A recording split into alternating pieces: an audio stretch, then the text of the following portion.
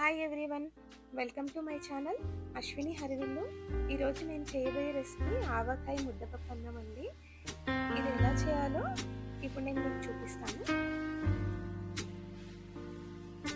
ఆవకాయ ముద్దపప్పు అన్నం చేసుకోవడానికి ముందుగా నేను ఒక టీ గ్లాస్ రైస్ వండి పెట్టుకున్నాను. హాఫ్ గ్లాస్ కందిపప్పు ఉడకబెట్టి పెట్టుకున్నానండి. ఇప్పుడు ఎలా చేయాలో మనం చూద్దాం. 5 టీ స్పూన్స్ ఆయిల్ వేసుకోవాలి.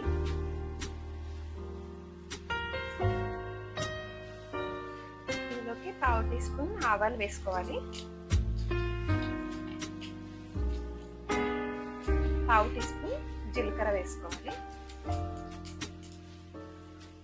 2 ఎండుమిర్చిని ఇలా చుంచి వేసుకోవాలి. కొద్దిగా కరివేపాకు వేసుకోవాలి. కొన్ని వెల్లుల్లి ముక్కలు వేసుకోవాలి. ఒక 2-3 పచ్చిమిర్చిని ఇలా కట్ చేసి వేసుకోవాలి. ఒక టమాటాని ఇలా చిన్న ముక్కలు కట్ చేసి వేసుకోవాలి.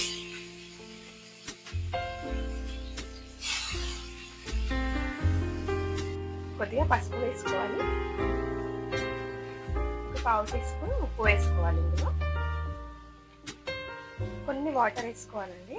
కొంచెం టమాటో మగ్గించాలండి. టమాటో మంచిగా మగ్గిందండి. ఇప్పుడు ఇందులోకి మనం ముందుగా ఉడకబెట్టి పెట్టుకున్న పప్పు ఉంది కదా, అది ఇందులోకి వేసేసుకోవాలి. ఇందులోకి ఇంకొన్ని వాటర్ యాడ్ చేసుకోవాలి. ఇందులోకి 1/2 టీ స్పూన్ ధనియా పొడి వేసుకోవాలి. 1/2 టీ స్పూన్ జీలకర్ర పొడి వేసుకోవాలి. కొద్దిగా కసూరి మేతి వేసుకోవాలి. ఒకసారి ఇదంతా మంచిగా కలుపుకోవాలి. ఇందులోకి 1 టీ స్పూన్ ఆవకాయ పచ్చడి వేసుకోవాలి.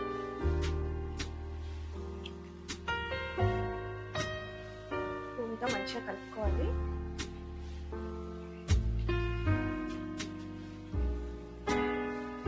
కొద్దిగా కొత్తిమీర వేసేసుకోవాలి. ఇప్పుడు ఇందులోకి మనం ఉడికించి పెట్టుకున్న రైస్ ఉంది కదా, అది వేసేసుకోవాలండి.